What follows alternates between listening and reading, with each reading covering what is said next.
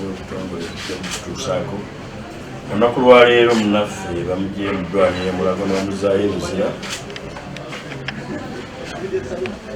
tekituwadde nnyo ssanyu naye tukkiriza obusibe wakati mu kwemulugunya kusinga okwemulugunya kwaffe kuli kubulawo obwetengereze bw'ebitongole ddala ebyateekebwawo okukola obwetengereze enkozesa embi ey'amateeka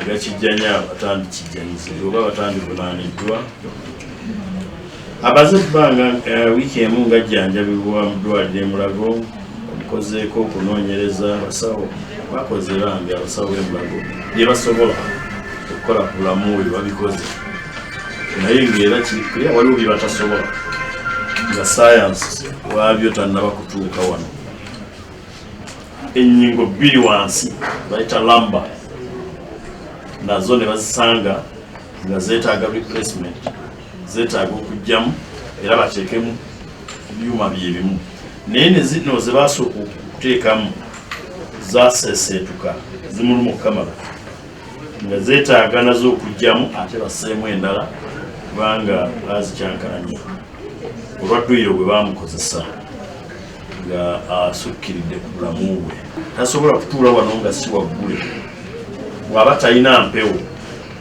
kugamba nti munnaffe takeesa so embeera y'ekkomera ekyamazima obulamu bwe tebugisobola kati tuli ku bunkenkera kusaba so mu maaso ko twagala okwebaza abantu bonna abayimiridde ne famire eno okuva bino bwe byagwawo tusaasira n'abalala abafunye ebifaanana bwe bityo tusaasira n'abo abatambula nga bamagamaga naye embeera yakumagamaga naye kindeese kugumya Naalongo ono n'abaana nammwe abooluganda kubanga wano mu Buganda endulu bw'evuga todduka ogenda endulu gy'evudde olaba ogubadde tulina okutambulira awamu mu mbeera eyo okubeera bannaffe omuntu ne bwaba azizza omusango nga ddala yaguzza era tomudduka n'olwekyo njagala kubagumya era wadde embeera etiisa naye temuterebuka Omuganda agamba nti ekiwola tekyala omukalo gw'embogo bagutwalira mu nkwawa mujja kutegeera amakulu g'olugero olwo naye mubeere banywevu kubanga abantu bangi Erias Lukwago bamulowoozaako era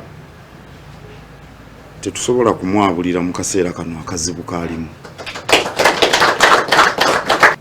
bw'olaba kati emikutu egy'ebweru gye bitwogerako abantu balina n'okulowooza nti mu Uganda buli muntu asula wansi wa kitanda oba buli muntu ali mu mpuku olw'ebyo ebigenda mu maaso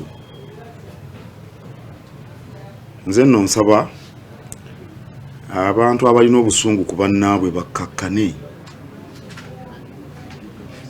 ntera okugamba abantu nti bw'oba onyiize tulanse onywe kaawa kikopo kinaagenda okuggwamu ng'akatuuyo kakuyiseemu ng'obusungu bukkakkanye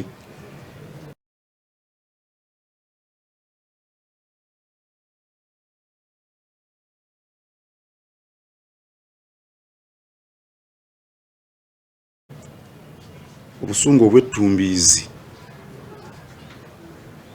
buyinza okusuula oyo abulina mu katyabaga ne buleetera n'ensi emitawaana naye nga so nga tuzigoberera katusuubire nti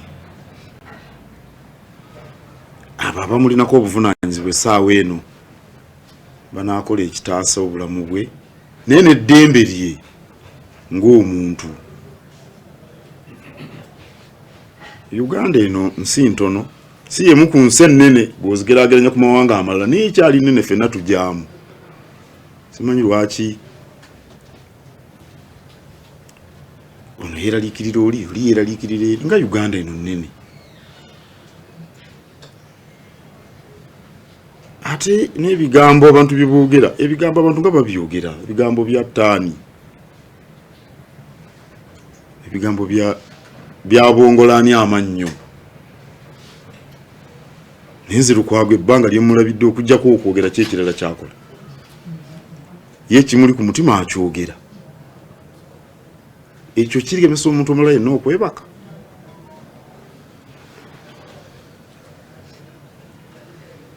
Ennaku zino twafuna emitimbagano, abantu boogera ebintu bingi.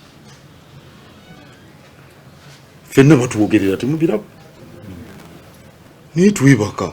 Kati oli bw'onjogerako ekigambo tunetumbula. Kati Lukwago bw'ayogera alemesa ani okwebaka? Kubanga akulemesa okwebaka oba oli awo gwe wanditidde. Naye oli okwogera obugezi ebigambo. Kati kiki ekikulemesa okulya emmere oba okwebaka? Kusookera ddala Erias Lukwago musajja wa Kabaka atamuumuunyizibwamu. Era buli omu akimanyi. Ensonga za Buganda okuva lwe yayingira ebyobufuzi zimuli nnyo ku mmeeme, naye ne bwayita n'akubiyingira kuba ne Makerere ng'asoma amateeka yali Wankoba za Mbogo. Ekibiina ky'abavubuka abo abaluubirira okulaba nga ensonga za Buganda tezifeeba mu bavubuka. Siyinza kumwekweka kubanga yeddira nkima, era ab'enkima bamwenyumiririzaamu nnyo. Siraba ngeri yonna gye nsobola kumwekweka, ensonga emukwatako nange enkwatako.